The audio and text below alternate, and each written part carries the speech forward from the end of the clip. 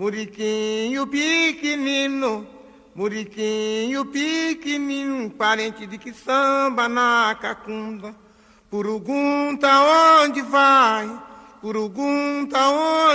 ô parente pro quilombo do Dumbá. E chora, chora, gongo e devera, chora, gongo, chora. E chora, chora, gongo e cambada. Estamos no Rio de Janeiro. A exemplo de diversas cidades famosas espalhadas pelo mundo, o Rio de Janeiro se desenvolveu a partir do porto. Ponto de encontro de diferentes culturas e local de chegadas e partidas, a zona portuária desempenhou um papel importante na história da construção e da identidade do povo carioca. Porta de entrada da cidade, o Porto do Rio ficava no Largo do Paço, atual Praça 15. Era também pelo porto que saíam do Brasil as riquezas de Minas e entravam os produtos vindos da metrópole, como também a carga humana vinda da África. É a partir desse marco, na história do Brasil, que começa a nossa viagem até a pequena África. Centro dos negócios da cidade, a Rua Direita, atual 1º de Março, era o ponto onde funcionavam a alfândega e a Casa dos Contos, além de várias boutiques e confeitarias. O local também era conhecido pelo mercado de escravos, que ocupava ainda as ruas adjacentes. Desde que se tornou o principal porto do país, o tráfico negreiro aumentou a cada ano, fazendo a presença africana marcante nas ruas. Com a expansão da cidade e o início de uma nova consciência de não aceitação da escravidão, a presença dos negros começou a se tornar um incômodo para as autoridades do Largo do Paço. Visando proteger a cidade dos problemas trazidos pelo tráfico negreiro, como as doenças contagiosas e a mortalidade, e não ferir a sensibilidade da população, tem início a busca por uma nova área para o desembarque dos escravos. Nesse período, diversas partes da cidade foram cogitadas para a mudança. Porém, a escolhida foi o Valongo, ou Vale Longo, por ser um local de difícil acesso, apesar da abertura para o mar e de um caminho terrestre. Essa mudança iria contrariar muitos negociantes de escravo, causando polêmica e resistência ao cumprimento da ordem. A transferência definitiva do mercado e do porto só se daria anos mais tarde e faria com que o sepultamento dos chamados Pretos Novos deixasse o Largo de Santa Rita e fosse para o Valongo. Longe de ser um local de sepultamento digno, o chamado Cemitério dos Pretos Novos era um terreno baldio, onde os corpos sem vida eram triturados e queimados, sendo cobertos por uma fina camada de terra que receberia novos corpos a cada semana. E chora, chora, gongo e devera, chora, gongo, chora. Até o encerramento das atividades do Cais do Valongo em 1831, entraram no Brasil entre 500 mil e 1 milhão de negros vindos da África, principalmente do Congo, Angola e Sudão na condição de escravos. Em 1843, um projeto do arquiteto Grandjean de Montigny apagaria a triste memória do Cais do Valongo. O antigo porto de desembarque de escravos seria agora o Cais da Imperatriz, preparado para receber a futura esposa de Dom Pedro II, Teresa Cristina, a princesa das Duas Sicílias e de Bourbon-Anjou. Com a proibição do tráfico humano em 1850 e o crescimento da exportação da produção cafeeira no Brasil também nessa época, a zona portuária passaria a concentrar várias oportunidades de trabalho, atraindo pessoas de diversas regiões. Livres, alguns ex-escravos viriam da Bahia para o Rio em busca dessas vagas, instalando-se na Pedra do Sal e nas imediações do Morro da Conceição. Lentamente, tem início o que mais tarde ficaria conhecido como diáspora baiana. A liberdade conquistada em 1888 não significaria inserção imediata dos libertos na sociedade. Os africanos e seus descendentes precisariam construir seu próprio espaço, e foi na construção desse espaço que eles alterariam a vida na cidade, tornando o Rio um importante polo de produção e renovação cultural. A concentração da população negra nas imediações do porto, trazendo seus trabalhadores, vendedores de rua, músicos, capoeiras e terreiros de candomblé, levaria Heitor dos Prazeres a anos mais tarde chamar essa região de Pequena África. Um importante fator de união, expressão e construção do espaço social da Pequena África foi a religião. É do culto aos orixás, das sessões religiosas das casas de santo, que baseavam-se principalmente no canto e da dança, que surgiriam o samba e os ranchos, que mais tarde dariam origem às escolas de samba do Rio de Janeiro.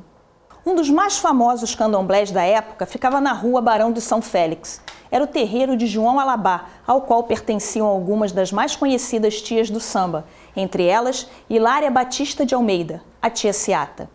A tia Seata, para mim, não só como bisneta dela, mas uma figura muito relevante para toda a população naquela época, no século XVIII para o século XX. Ela teve uma expressão muito forte com relação às pessoas, pela generosidade, pela bondade que ela tinha e da forma dela, além de tratar as pessoas, dela ter o dom da cura também. Então, ela era uma mulher que foi à frente do seu tempo, que uma mulher negra ter a expressão e liderança que ela tinha naquela época era muito difícil, uma época que a mulher nem votava.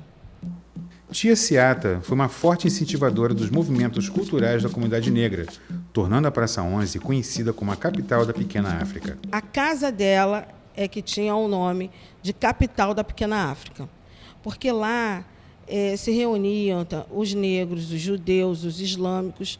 Como eu digo sempre, as minorias se tornavam maiorias na casa dela. Então, todo esse povo, inclusive os ciganos, vieram do continente africano. Então, é por isso que, pela essa população que se reuniam na casa dela, é que se chamava Pequena África. Desafiando as proibições que pairavam sobre o candomblé e o samba, as festas na casa da tia Seata eram as mais famosas da região.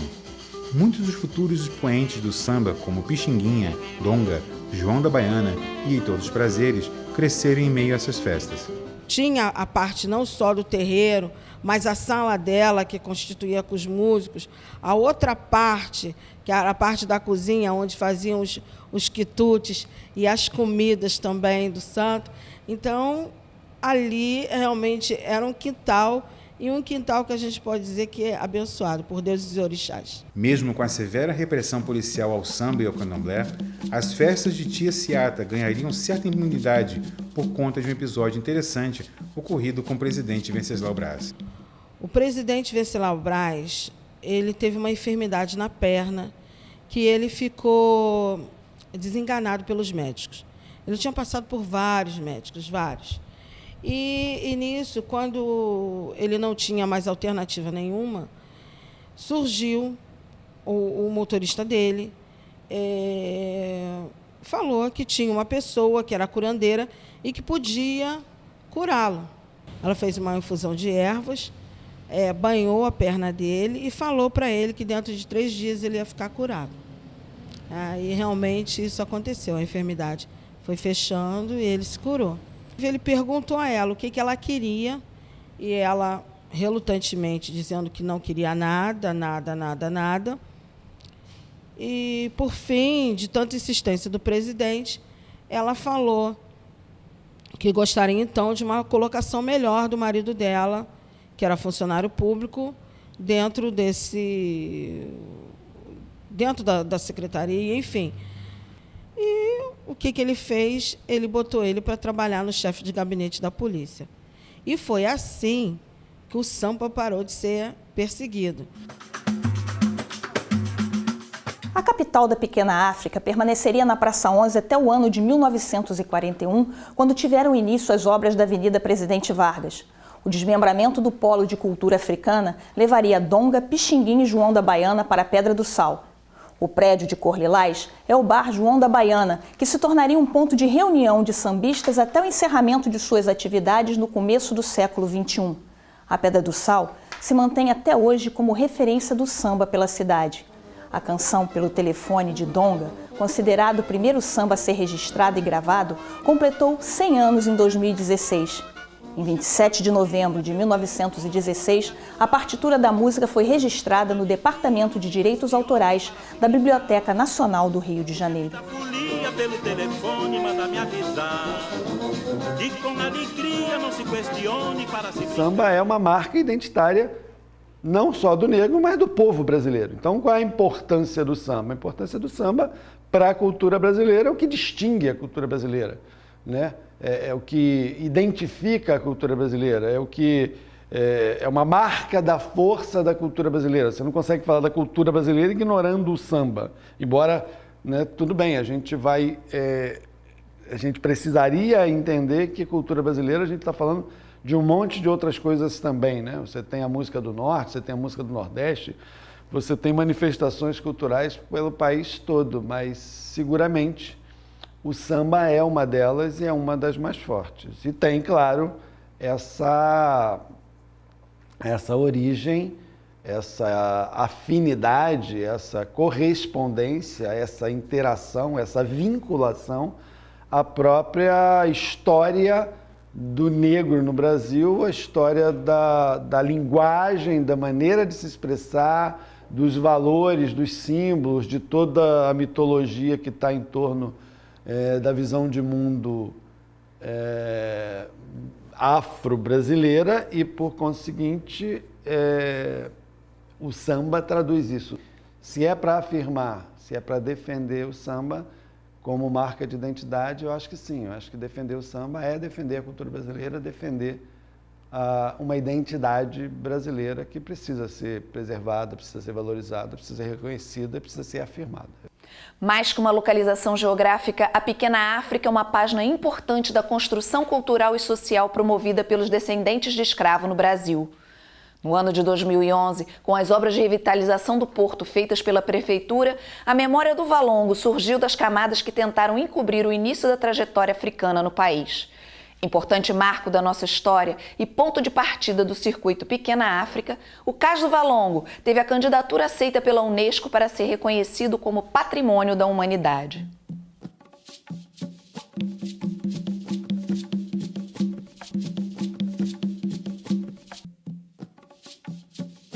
Quando você tem um patrimônio histórico, um bem tombado, ele traz no bojo, ele traz na sua essência o mérito daquela população, ele traz uma continuidade artística e histórica daquela população, ele dá àquela localidade um caráter, um valor geográfico, urbano, como é o caso da Pequena África, do Cais do Valongo, da Pedra do Sal.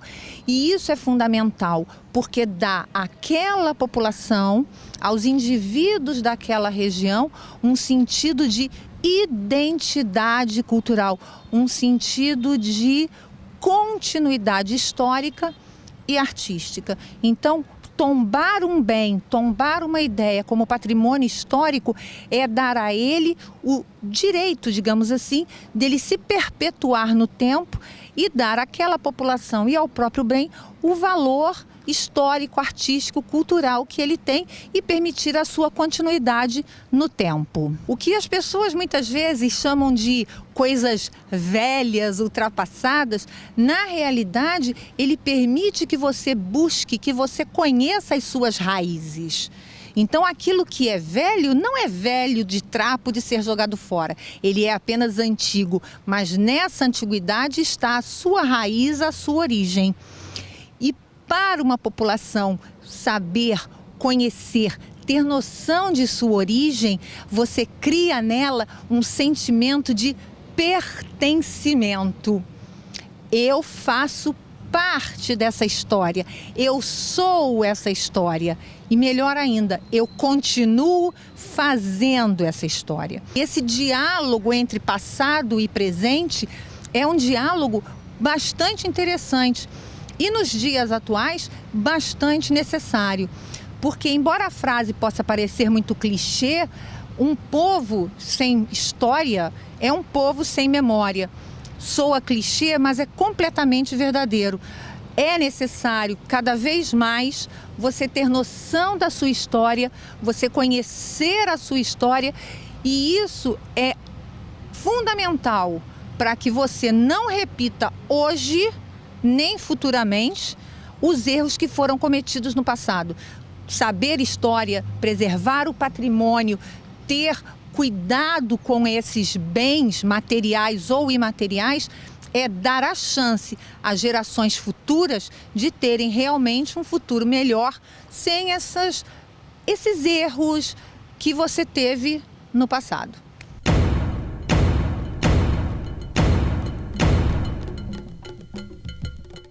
O Sílex Digital apoia a proposta feita à Unesco de reconhecimento do Cais do Valongo como patrimônio da humanidade, por entender que se trata de um ponto importante do circuito histórico e arqueológico da celebração da herança africana no Brasil, bem como parte de um importante complexo cultural, constituindo, dessa forma, inestimável patrimônio para a humanidade.